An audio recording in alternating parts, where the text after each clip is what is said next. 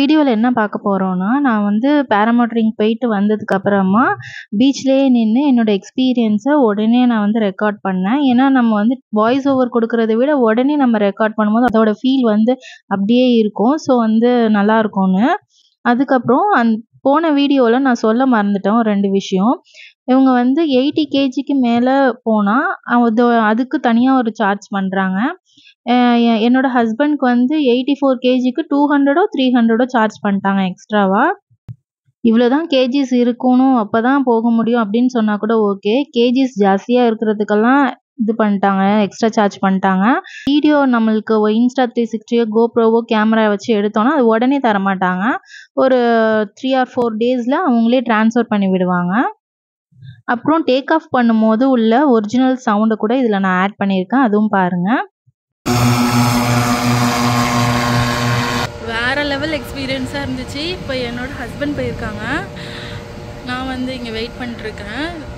செம்ம சூப்பராக இருந்துச்சு. கேமராவில் ரெக்கார்ட் ஆகிருக்கா என்னென்னலாம் தெரில, ஆனால் செம்மையாக இருந்துச்சு.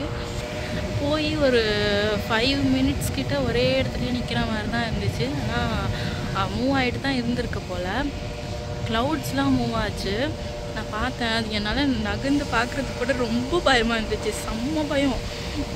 இப்படி தலையெல்லாம் திருப்பினா நம்ம விழுந்துருவோமா, அந்த மாதிரிலாம் ரொம்ப பயமாக இருந்துச்சு. ஆனால் அந்த ஒரு எக்ஸ்பீரியன்ஸ் நம்ம ஒன் டைம் லைஃப் டைமில் ஒன்ஸ் வந்து நம்ம பண்ணி பார்க்கலாம். ரொம்ப சூப்பராக இருந்துச்சு. அந்த மூவ் பண்ணி அந்த பில்டிங்ஸு அந்த கிராஸ்லாம் பார்க்கும்போது ஒரு மாதிரி ஜாலியாகிடுச்சு. அந்த கிட்ட நிற்கும் போது மட்டும்தான் ரொம்ப பயமாக இருந்துச்சு. ஆனால் ரொம்ப தூரமாக தெரியல, ஆனால் தூரமாக தான் போகிறாங்க. அந்த சவுண்டு தான் ஒரு மாதிரி கிர்ன்னு கொஞ்சம் தலை வலிக்குது. கொஞ்ச நேரத்தில் அதுவும் கொஞ்சம் கம்மியாகிடுது அந்த சவுண்டும். அப்புறமா இறக்கிடுறாங்க. ரொம்ப சூப்பராக இருந்துச்சு. ரொம்ப சேஃபாக லேண்ட் பண்ணாங்க. நாங்கள் கூட கிராஷ் லேண்டிங் மாதிரிலாம் ஆகிடும் நம்மளுக்கு, அவ்வளோதான் அப்படின்லாம் நினச்சிட்டு இருந்தேன். ஆனால் செம்ம சூப்பராக இருந்துச்சு.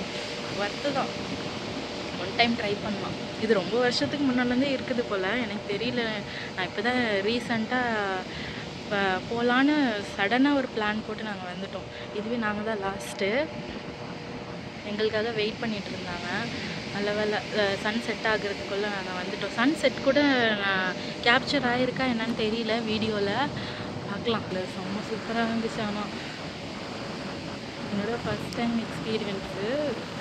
நம்ம ஃப்ளைட்டில் போகும்போது அது வேறு மாதிரி இருக்கும். ஃப்ளைட்டு வேறு மாதிரி இருக்குது, இது வேறு மாதிரி இருக்குது. ஒரு மாதிரி ஓப்பனாக நம்ம அப்படியே ஸ்கை எல்லாத்தையும் தூரமாக போய் பார்க்கும்போது ரொம்ப நல்லா இருந்துச்சு. ட்ரை பண்ணி பாருங்கள். நான் போகும்போது சொல்லிட்டு போனேன், என் பிள்ளைங்களெல்லாம் பார்த்துக்கோங்க, நான் வரலாம் அப்படின்னு. அந்தளவுக்கு இதெல்லாம் இல்லை, ஆனால் கொஞ்சம் பயமாக தான் இருந்துச்சு. ஃபஸ்ட் டைம் போகிறோம்ல, இப்போ எல்லாருக்கும் பயம் இருக்க தான் செய்யும்.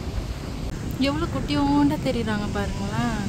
இவ்வளோ குட்டியோண்டா உள்ளது தான் நம்ம கீழே வரும்போது பெருசாக தெரியுது, மேலே போகும்போது ரொம்ப சின்னதாக தெரியுது.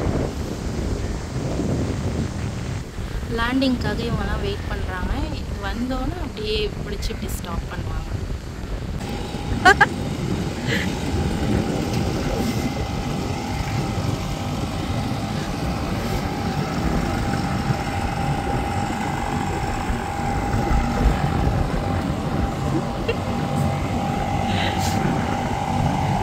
எப்படி இருந்துச்சு?